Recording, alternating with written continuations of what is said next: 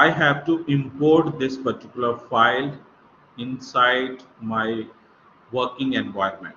Okay, so how to import this particular file inside the working environment? What I am doing right here, I am using the name as open. Okay, and I am writing the file name inside this parenthesis and inside these single inverted comma as text data.txt. Okay, so what this line of code is doing, this open is a method, or we can say it is a function. Okay, it will open the file which contain the name as text data.txt. Okay, so whatever you name specify right here, that particular file will be opened. To execute this file, you can use the shift enter key. Okay, so we have executed this particular file. Okay, now what I am doing right here, I am using this particular fp, okay, to hold this particular file. Okay, so if you want to find out the type of this particular variable, so you can write the name type, and inside this you will give the variable name. So what is the variable name? Fp. Use shift enter. So it will show that it is a text input output wrapper file. Okay, a file and print its content line by line. Okay, so how to read a file? we we are using right here try and accept. Okay, we are using try and accept. What this means? This means that if this file is not present inside this working directory, directly the control goes to the accept. Okay, if this try block, this is block number, this is block number 1. Okay, this block number 1 will execute when this condition is satisfied. Okay, if this condition is not satisfied, then directly control go to the accept statement. Okay, so it will show the error message that no such file is exist. Okay, so what I am doing right here, firstly, I am deleting this particular file from my uh, content. Okay, so what I am doing, I am deleting this file. Okay, so you can see this text data.txt file is not present. Okay, so I'm executing this code right from here, and it is showing me error, no such file exists. Okay, so what this program doing right here, it is first checking the condition. Okay, this particular text data.txt file is available inside this particular block or not. Okay, so if this particular file is not available, directly control goes to the accept statement, and it will print the error message. Good. Now I will again create a file. So I will click on these three dots, and here I will select a new file. Okay, and I will use the file name as textdata.txt. Click code. Okay, I will execute this code again. So you can see right here, this code is executed, and if you want to check this text file, okay, so what this code is doing right here, okay, first it will check. First, it will check the file. If this file is present, it will place this file into this particular variable fp. Okay, this fp contain .txt file. Okay, we are using a for loop right here. And what we are doing, we are using for line in FP, print the line by line. Okay, so this condition is checking the lines in the files. Okay, so let's suppose that this is our text file. It has different lines. Okay, let's suppose that this is line number 1, 2, 3, 4, and so on. Okay, so it will check the line and it will print the line by line value. Okay, so what it is showing right here, if anything present at line number 1, that will be printed right here. Okay, then it will close that particular file. So how to check the file and what in that particular file, you have to first check it. Okay, you have to double click on this text data. Okay, so you can see right here this line number 1 contain nothing. So what I am doing, I am writing something like Dhruv, DHRUV. Okay, then in the second line I will write Rajat, RAJAT, and in the third line I will write something 12, I will write 13. Okay, so I will click outside this file. So this particular value will be stored inside this text data. Okay, so when you open this text data again, okay, you will find this value is present right here. Now you have to print these values line by line. So you have to execute this line of code again. Okay, so when you execute this line of code, it will print those values. Okay, so as you can see right here, Dhruv, Rajat, 12, 13. So these entries are made inside this txt file. So all these entries are displayed right here. So you can modify this particular file manually and you can write these entries according to the given. We are using the block try. Okay, we are using the block try. It will check this condition. Okay, if this text data.txt is available, it will read this particular file and store this file inside this f. Okay, and it will read the file line by line and it will print all the values on the console. Okay, on the console. So same procedure we have performed right here, but what we are doing right here, we are specifying that we are reading the file. Okay, we are not writing anything. So this R stand for read. Okay, R stand for the read, and this is your file. In this file, okay, you have to retrieve this file as a read mode, as a read mode. Okay, what is written inside this text file, inside this text file, you can see right here. In this text file we have written all these entries. Those entries are displayed as it is.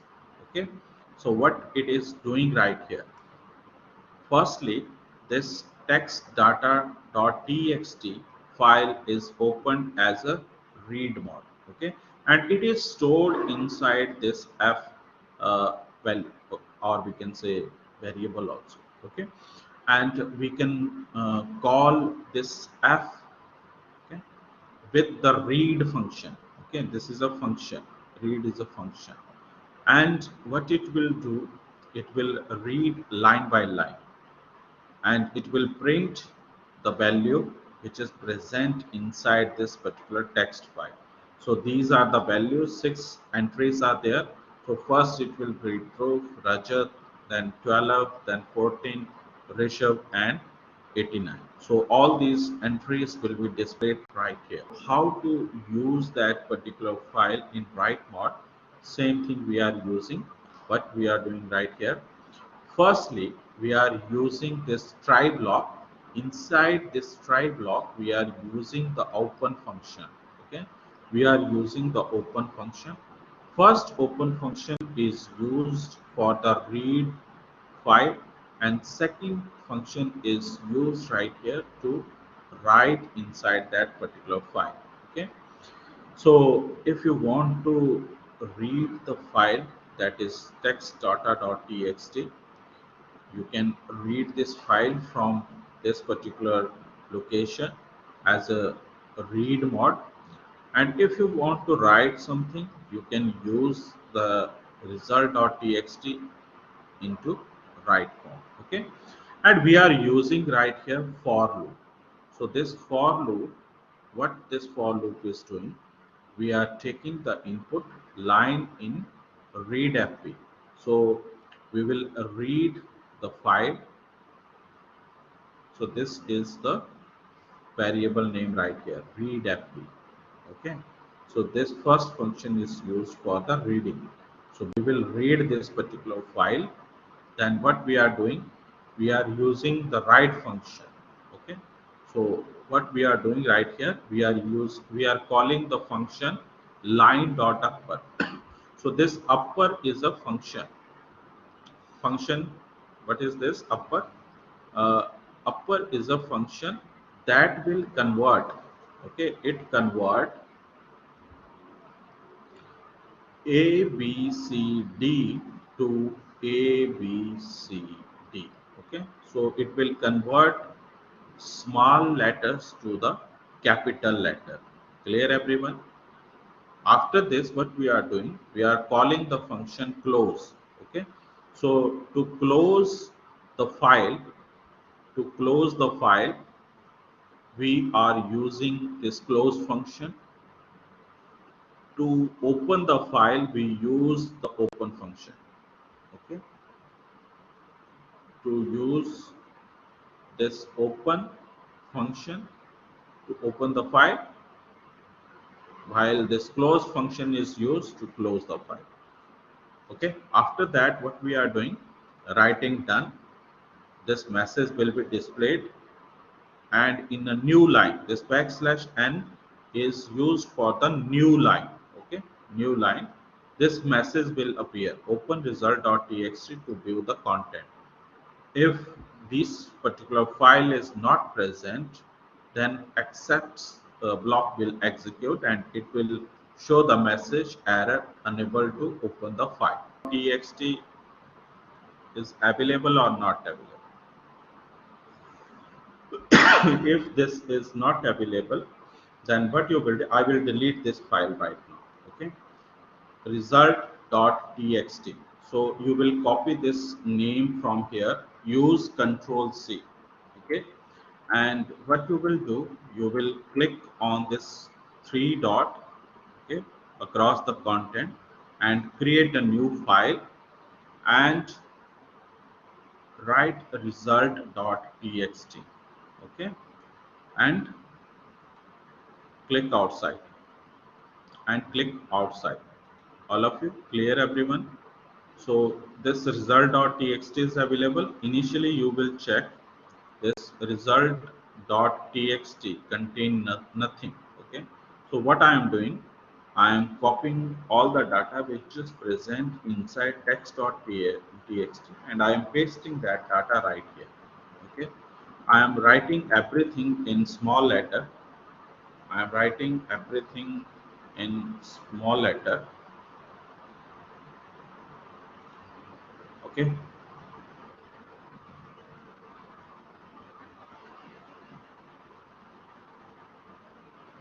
okay, so this file is created, result.txt.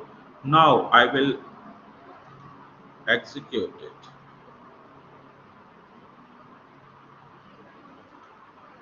Okay, I will execute it and I again open this particular file.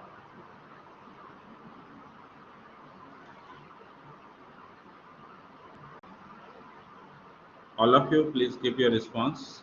Are you able to find it? So we have written, you have to modify the text.txt file. Okay. So every value of that text.txt is to be written in small letters so that you will see the changes inside the result.txt file. You can see all these values are in small letter, and in result section,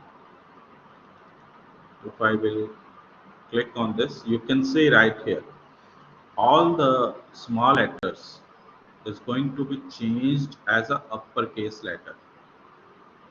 And with the help of this open function, we will read the file. This is a file, this is function. It will open the file,